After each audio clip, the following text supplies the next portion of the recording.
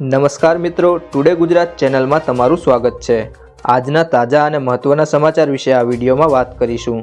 તો વિડીયોમાં આગળ વધતા પહેલાં જો તમે ચેનલમાં નવા હોય તો નીચે કાળા કલરનું સબસ્ક્રાઇબ બટન આપેલું છે, તેને દબાવી બાજુમાં રહેલા ઘંટડી બટનને પણ દબાવી દેજો, જેથી તમને દરરોજના તાજા સમાચાર મળતા રહે। આજના સૌથી પહેલા સમાચારની વાત કરીએ તો સીએનજીના ભાવમાં મોટો ઘટાડો। ચૂંટણી કમિશન દ્વારા આ મહિને ક્યારેય પણ લોકસભા ચૂંટણીની તારીખો જાહેર થઈ શકે છે।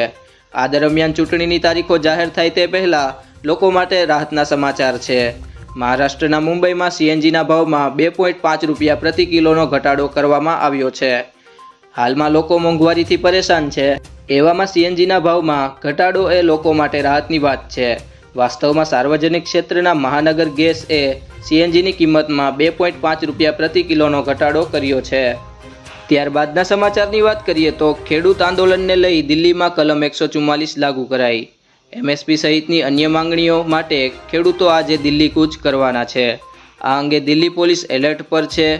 મીડિયા રિપોર્ટ મુજબ દિલ્હીમાં કલમ 144 લાગુ કરી દેવામાં આવી છે।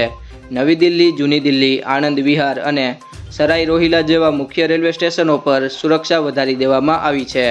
પોલીસ દરેક ખૂણે નજર રાખી રહી છે। આજે પંજાબ હરિયાણાના અનેક ખેડૂતો દિલ્હી તરફ જશે। ત્યારબાદના સમાચારની વાત કરીએ તો ગૃહમંત્રીએ સુરત ખાતે એસટી બસોને આપી લીલી ઝંડી।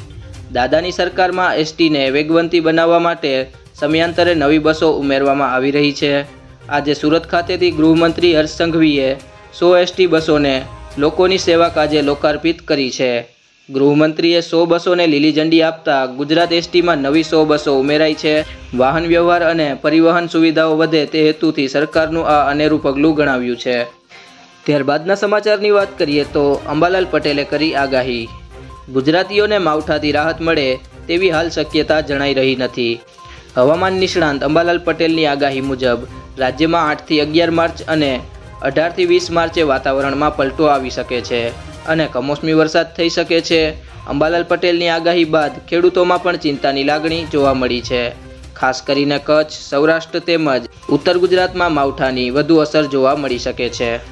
ત્યારબાદના સમાચારની વાત કરીએ તો અકસ્માત રોકવા હાઈવે પર લાગશે રબર સ્ટ્રીપ। રોડ ઉપર થતા અકસ્માતોને અટકાવવા માટે સરકાર નવો કિમિયો અજમાવવા જઈ રહી છે। રાજ્યના હાઈવે પર થતા અકસ્માતોને અટકાવવા હવે રોડ ઉપર લાગશે રબર સ્ટ્રીપ। આ પ્રકારની રબર સ્ટ્રીપ બેંગલુરુ અને મુંબઈ જેવા શહેરોના રોડ ઉપર જોવા મળે છે।